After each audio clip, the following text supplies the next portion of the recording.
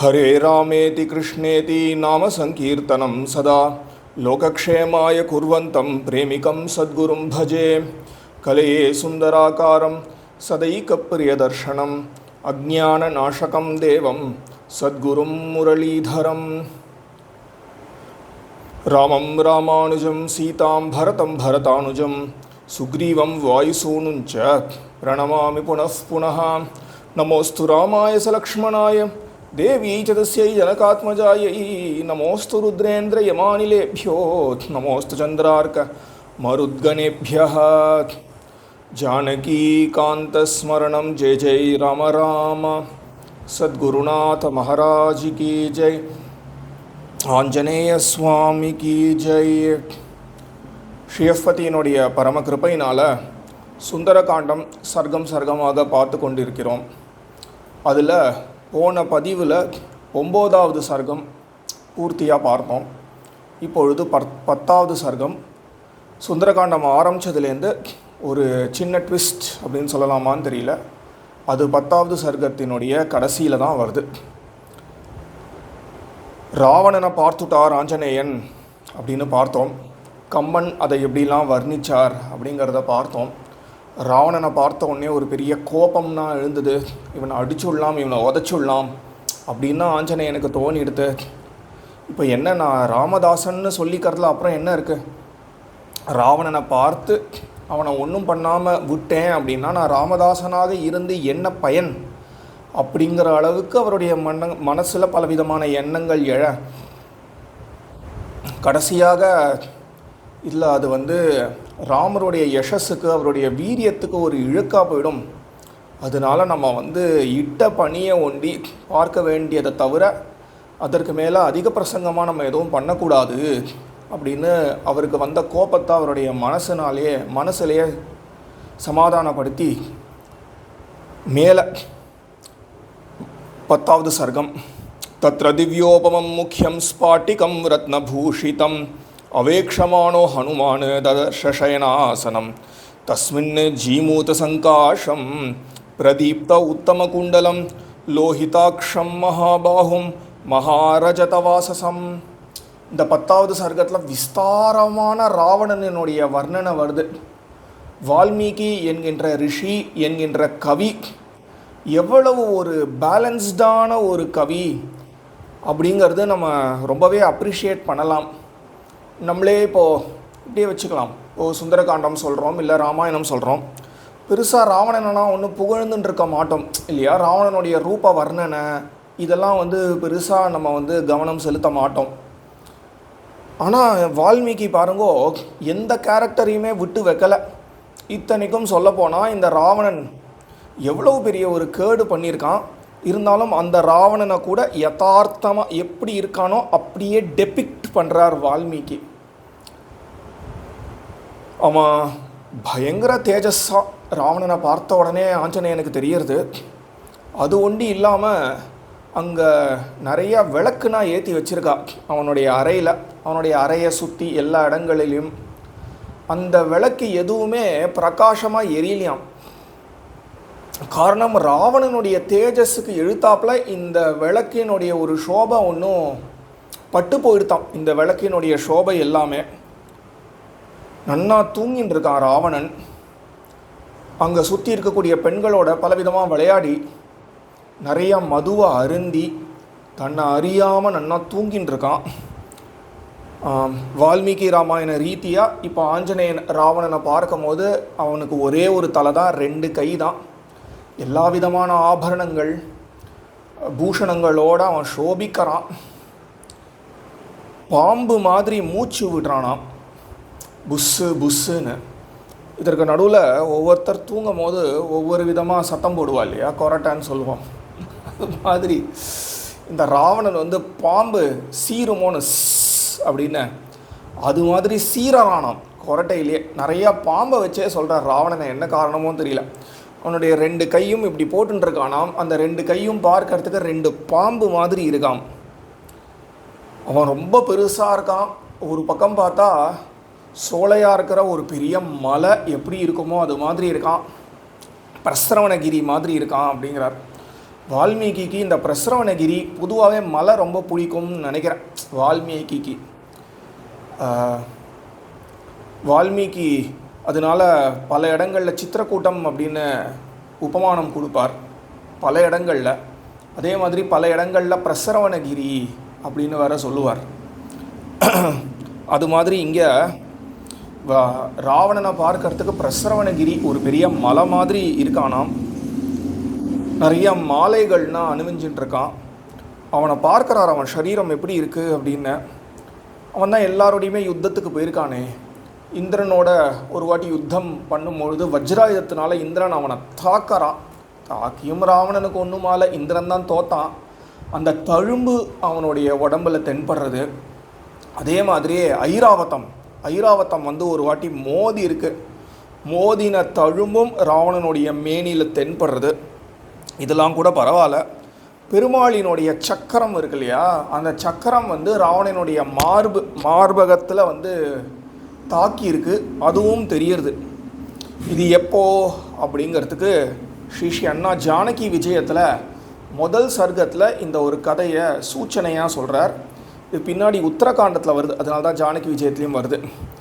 ஏவம் மகாபலிமவாப்பிய விஜேதுமிச்சன் பாதாளலோக நிலையஞ்ச மகாவதான்யம் தத்வாரபேன ஹரினா சரசம் மிலித்வா சக்ராங்கிதா புனரியாய புரீம் ஸ்வகீயாம். இது ஸ்ரீ ஜானகி விஜயத்தில் வரக்கூடிய ஒரு அழகான ஸ்லோகம், முதல் சர்க்கத்திலேயே வருது. இந்த அவருடைய மார்பில் சக்கரத்தை பார்த்தார் அப்படிங்கிறது, சக்கரத்தினுடைய ஒரு தழுமை பார்த்தார் அப்படிங்கிறது சுந்தரகாண்டத்திலையும் வருது. அதனால தானே இதையே நம்ம இப்போ சொல்கிறோம். இது என்ன எடுத்து ஒரு இடமாக போய் எல்லா லோகத்தையும் ஜெயிக்கணும் அப்படின்னு ராவணனுக்கு ஒரு ஆசை வந்துடுது. அதனால் பல இடங்களுக்கு போகிறான். அதில் பாத்தாள லோகத்துக்கும் போகிறான். அங்கே தான் வந்து மகாபலி இருக்கார் அப்படின்னு தெரிஞ்சுட்டு மகாபலியை ஜெயிக்கணும் அப்படின்னு பாத்தாள லோகத்துக்கு போகும்பொழுது பகவான் அங்கே வாசல்ல, பகவான் ஒரு துவாரபாலகன் மாதிரி காவலுக்கு நின்றுருக்கானாம். இப்போ மகாபலியை போய் சந்திக்கணும் இல்லை ஜெயிக்கணும் அப்படின்னா வாசலை தாண்டி தானே போகணும். அப்போ பெருமாள் தன்னுடைய சக்கரத்தினால் அடிக்கிறார் ராவணனை. அந்த தழும்பும் ஒன்றும் இருக்காம் அவனுடைய மேனியில். அந்த மேனி தாங்கின்னு இருக்க அந்த தழும்பு, அதை பார்க்கிறார் ஆஞ்சநேய சுவாமி. சுற்றி நிறையா பெண்கள், ஒரு பெண்ணும் ஒரு வாத்தியத்தை கையில் வச்சுட்டுருக்கா. எல்லாரும் அந்த வாத்தியத்தையே என்னமோ தன்னுடைய இஷ்டப்பட்ட கணவன் மாதிரி நினச்சிண்டு அதை கட்டிண்டு அதை மார்பில் வச்சுட்டு தன்னை மெய் மறந்து தூங்குகிறார்கள். சிலர் வீணை, பேரி, மிருதங்கம், பணவம், இது மாதிரி பலவிதமான வாத்தியத்தை நான் கட்டிண்டு தூங்கின்னு இருக்கா. சில ஸ்திரீகள் ஒருத்தரவே வந்து ஆலிங்கனம் பண்ணிட்டு தூங்கின்னு இருக்கா. இது எல்லாத்தையும் பார்க்கிறார் ஆஞ்சநேய சுவாமி. எல்லாரும் ஆனால் ராவணனை சுற்றி தான் இருக்கா. ஆஞ்சநேயனுக்கு இதெல்லாம் பார்க்கணும் அப்படிங்கிறது நான் ஆசையா? எந்த ஸ்திரீயை பார்த்தாலும் ஆஞ்சநேய சுவாமியினுடைய புத்தி ஒரே ஒரு விதமாக தான் போகும். என்னன்னா, இது சீதையா, இந்த பெண் தான் சீதையா, இந்த பெண் தான் சீதையா அப்படின்னு. அது மாதிரி இங்கே சீதை இருக்காளோன்னு தேடிகிட்டே இருக்கும்பொழுது எல்லா பெண்களும் ராவணனை சுற்றியே இருக்கிற நிலையில் தனியாக ஏகாந்தமாக ஒரு பெண்மணி இருக்காளாம். இவள் வந்து ராவணனை விட்டுட்டு தனியாக ஏகாந்தமாக இருக்காளே, யாரு அப்படின்னு ஆஞ்சநேயன் மெதுவாக அங்கே பக்கத்தில் போய் பார்க்கிறார். தாசாம் ஏகாந்த விநியஸ்தே ஷயானாம் ஷயனே சுபே ததர்ஷ ரூப சம்பன்னாம் அபராம் ச கபிஹி ஸ்திரியம். ஏகாந்தத்தில் படுத்துட்டுருக்கா. அவளை பார்த்தா அவ்வளவு அழகாக இருக்கா. ஒரு சாத்வீகம் தெரியறது. இது வரைக்கும் லங்கைக்கு வந்ததுலேருந்து யாரை பார்த்தாலும் ராஜசம் தாமசம் தான். எல்லாருடைய முகத்துலேயும் சொட்டருது இந்த ராஜச தாமச கலை. இதற்கு மத்தியில் ரொம்ப விசித்திரமாக ஒரு பெண் இருக்கா. அவளை பார்த்தாலே அவ்வளவு சாத்வீகமாக இருக்குது. முக்தாமணி சமாயுக்தைஹி பூஷணைஹி சுவிபூஷிதாம் விபூஷயந்தி மிவதத் ஸ்வஸ்ரியா பவனோத்தமம். தன்னுடைய ஒரு சோபையினாலே பலவிதமான வைடூரியங்கள் எல்லாத்தையும் கொண்டு அலங்கரிச்சுட்டு இருக்கா. அது ஒன்று இல்லாமல் தன்னுடைய சோபையினாலேயே இந்த மொத்த இடத்தையுமே அலங்கரிக்கிற மாதிரி இருக்காளாம். கௌரீம் கனக வர்ணாங்கீம் இஷ்டம் அந்தஸ்புரேஸ்வரீம் இங்கே சொல்லிடுறார் வால்மீகி. நமக்கு தெரியறது கபிஹி மந்தோதரீம் தத்ர ஷயானாம் சாரு ரூபினீம். அங்கே படுத்துட்டு இருக்கிறது வேற யாரும் கிடையாது, மண்டோதரி தான் அப்படின்னு வால்மீகி இங்கே சொல்லிடுறார். அவளே பார்க்கறதுக்கு தங்க ரேக்குக்கு இருக்கலாம், கனகவர்ணாங்கியும். அவள் தான் ராவணனினுடைய பட்டத்து மகிஷி, இஷ்ட மகிஷியும் கூட. அவள் தனியாக படுத்துட்டுருக்கா. ஆனால் ஆஞ்சநேயனுக்கு அது மண்டோதரி அப்படின்னு தெரியாது. ஆஞ்சநேயரை பொறுத்த அளவில் யாரை பார்த்தாலுமே இது சீத்தையாக இருக்குமா, சீத்தையாக இருக்குமா, சீத்தையாக இருக்குமா, சீத்தையாக இருக்கும், இது சீத்தையாக இருக்காது, இது சீத்தையாக இருக்காது, இது சீத்தையாக இருக்காது தள்ளிகிட்டே இருக்கும்பொழுது இவளை பார்த்த உடனே கொஞ்சம் டவுட் வந்துடுத்து ஆஞ்சநேயனுக்கு. சதாம் திருஷ்டுவா மகாபாஹு பூஷிதாம் மாருதாத்மஜா தர்க்கயாமாச சீதேதி ரூபயௌவன சம்பதா. இது வரைக்கும் பார்த்த யாருமே நிச்சயமாக சீதையாக இருக்க முடியாது. இவ்வளோ பார்த்தா இவ்வளவு சாத்வீகமாக இருக்க எல்லா லக்ஷணங்களும் பொருந்தி இருக்கு. அதே மாதிரி சீதை எந்த வயசோடு இருப்பாளோ அந்த வயதை ஒட்டியே இருக்கா இந்த மண்டோதரியும். ரூப யௌவன சம்பதா, அதனால நிச்சயமாக இது சீதையாக இருக்குமோ அப்படின்னு ஒரு சின்னதாக தர்க்கம் பண்ணுறாராம் ஆஞ்சநேய சுவாமி. அப்போது சீதை எப்படி இருப்பா அப்படின்னு இவரே ஒரு கற்பனையில் இருக்காரோனோ, அதோட ஒட்டி போனதுனாலையும் சீதையை பற்றி ஏதாவது சில அடையாளங்கள்னால் பிரபு ஸ்ரீராமர் சொல்லியிருக்காரு போல இருக்கு. அதெல்லாம் ஒப்பிட்டு பார்க்கும்பொழுது இது நிச்சயமாக சீதை தான் அப்படின்னு ஒரு முடிவுக்கு வரார் ஆஞ்சநேயன். இது சீதைதான் முடிவுக்கு வந்த உடனே அவருடைய சந்தோஷம், அவருடைய ஆனந்தத்துக்கு எல்லை தான் இருக்குமோ. இங்கே எல்லா திக்குலேயும் எல்லா வானரங்களும் போய் கடைசியில் எல்லாரும் ரிட்டர்ன் ஆக இவர் ஒண்டி தான் தெற்குக்கு வர.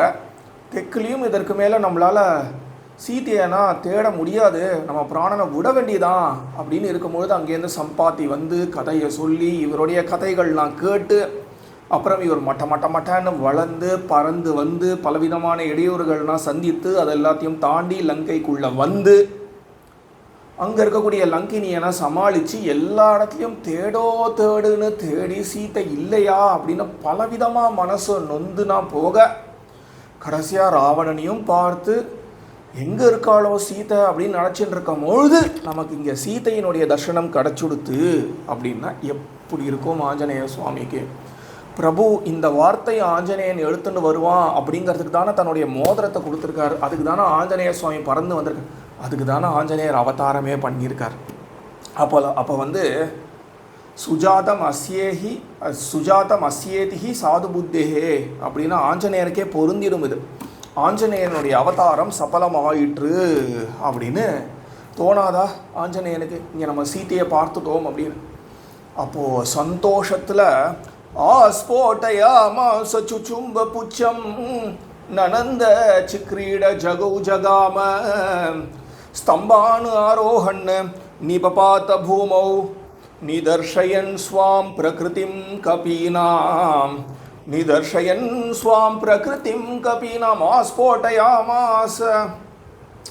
அவருக்கு எவ்வளோ பெரிய காரியம் பண்ணியிருக்கோம். சுற்றி யார் இருந்தாலுமே தன்னுடைய கோஷ்டியில் இந்த கதையை தெரிஞ்ச யாராக இருந்தாலும் பக்கத்தில் இருந்து தட்டி கொடுத்துருப்பா, சபாஷ் ஆஞ்சநேயா எவ்வளோ பெரிய காரியம் பண்ணியிருக்க அப்படின்னு சொல்லுவாளோனோ. அது மாதிரி இப்போ ஆஞ்சநேயனுக்கு தட்டி கொடுக்கறதுக்கு யாரும் இல்லையா. யாரும் இல்லைன்னா என்ன, இந்த கையை தட்டி கொடுக்கணும், இந்த கையை தட்டி கொடுக்கணும். அவரே இப்படி தட்டி கொடுத்துக்கிறாராம். ஸ்போட்டயாமாச அப்படின்னு. சபாஷ் எவ்வளோ பெரிய காரியம் பண்ணியிருக்கோம். ஸ்போட்டயாமாச சுச்சும்ப புச்சம். ரொம்ப சந்தோஷம், மேலேறி போய் என்ன பண்ணுறது அப்படின்னு தெரியாமல். ஏன்னா இப்போது ஆஞ்சநேயனை பொறுத்த வரைக்கும் இது சீதை தான். சீதை பிராணனோடு இருக்கா. அவளை பார்க்கறதுக்கு இவ்வளவு சோபையோடு இருக்கானா. அவள் எப்படி எப்படி தொலைச்சாரோ பிரபு ஸ்ரீராமர் அதே வண்ணத்திலே இருக்கா. அப்படிங்கும் போது எவ்வளவு சந்தோஷம் இருக்கும். சுச்சும்ப புச்சம், வால் எடுத்து முத்தமிடுறாராம் ஆஞ்சநேய சுவாமி. ஆஸ்போட்டயாமாச சுச்சும்ப புச்சம் நனந்த சிக்ரீட ஜகௌ ஜகாம. ரொம்ப சந்தோஷப்படுறார்.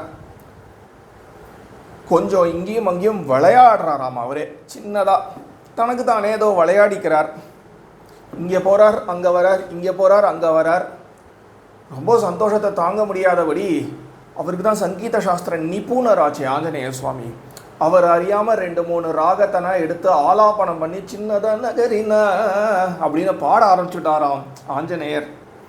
அப்புறம் ஸ்தம்பானு ஆரோகன் நீபபாத்த பூமௌ, பக்கத்துலாம் நிறையா தூண்கள் இருக்குன்னு சொன்னேனே, அவர் அறியாமல் என்ன பண்ணுறார், தூண் மேலே ஏறிக்கிறார். தூண் மேலே ஏறி தூணினுடைய உச்சியிலேருந்து திருப்பி தொப்புன்னு குதிக்கிறாராம். தொப்புன்னு குதித்தோடனே சுற்றி முற்றி பார்க்கிறார். எல்லாரும் மது மயக்கத்தில் இருக்கா, இவரையா கண்டுக்க போகிறா இல்லை இந்த சப்தம் தான் கேட்க போகிறதா, யாருக்கும் எதுவும் கேட்கலன்னு தெரிஞ்ச உடனே திருப்பி அந்த அறையில் இருக்கக்கூடிய எல்லா தூண் மேலேயும் ஏறி கீழே குதிச்சு கீழே குதிச்சு இப்படி பண்ணுறத பார்க்குற வால்மீகி சொல்கிறார், நிதர்ஷயன் சுவாம் பிரகிருதியும் கபீனாம் அப்படிங்கிறார். ஆஞ்சநேயா, சந்தோஷம் மேலிட்டதில் என்ன பண்ணுறோம் அப்படின்னு தெரியாமல் இது மாதிரி தூண் மேலே ஏறி குதிக்கிறியே, இப்படி குரங்குகள் தானே பண்ணுவா, நீ குரங்குங்கிறதுனால தானே இப்படி பண்ணிட்ட அப்படிங்கிறாராம் வால்மீகி. எப்பயுமே தன்னுடைய ஸ்வபாவம் அப்படிங்கிறது ஸ்வபாவோ துரதிக்கிரமக அப்படின்னு சொல்லுவாளோனோ, அந்த ஸ்வபாவம் மாறவே மாறாது. அது மாதிரி ஆஞ்சநேயர் ரொம்ப பெரியவர் தான், இருந்தாலும் அவருடைய ஸ்வபாவத்தை காண்பிச்சுட்டாரே அப்படிங்கிற மாதிரி அமைஞ்சிருக்கு. ஏன்னா இல்லாட்டி இந்த குரங்குகளுக்கு தானே மரத்து மேலே ஏறுவா, கிளை மேலே ஏறுவா, குதிப்பா, அதெல்லாம் குரங்குகள் பண்ணுறது தானே, அது மாதிரி தானே பண்ணுறார். அந்த ரீதியில் தான் வால்மீகியும் சொல்கிறார், குரங்கு மாதிரி நடந்துக்கிறாரே ஆஞ்சநேயன் அப்படின்னு. இது சொல்லும் போது ஒரு கதை ஒன்று ஞாபகம் வருது, இந்த ஸ்வபாவோ துரதிக்கிரமகான்னு. இது ராமாயணத்துலேயும் வருது, ஸ்ரீபாகவதத்துலேயும் வருது இந்த வச்சனம். இதே மாதிரியே வச்சனங்கள். விக்ரமாதித்யன் இருந்தானோ, அந்த விக்ரமாதித்யனுடைய ராணி ஒரு சமயம் இந்த ராணி ராஜாவோட கொஞ்சம் விளையாடணும் அப்படின்னு தோணித்தான் அந்த ராணி. மாதிரி ராஜா ராணிலாம் விளையாடி பார்ப்போல, நமக்கு எங்கே தெரியும். அந்த ராணி என்ன பண்ணாலாம், அவளுடைய சேட்டிமார்களில் ஒத்தியை அழைச்சிட்டு வந்து ஒரு சேட்டியை அழைச்சி அவளுக்கு பலவிதமாக அலங்காரம் பண்ணி தன்னை மாதிரியே ஃபுல் மேக்கப்லாம் போட்டு தன்னுடைய அப்புறம் ஒரு மூர்த்தி மாதிரி அவளை நிறுத்தி எப்படி நடந்துக்கணும், எப்படி பேசணும் அப்படின்னு இவளே அவளுக்கு பலவிதமாக சொல்லி கொடுத்து ரிஹர்சல்லாம் பார்த்து, நீ எப்படியாவது ராஜாவோட இந்த அந்தப்புரத்துலேருந்து கிளம்பி இந்த ஒரு அறை வரைக்கும் நீ எப்படியாவது ராஜாவோட போயிடு அப்படின்னு அவளை ட்ரெயின் பண்ணி அனுப்புகிறா. சும்மா ஒரு விளையாட்டுக்கு தான், வேறு எதுக்கும் கிடையாது, மனசில் வேறு எந்த கெட்ட எண்ணத்தோடையும் கிடையாது.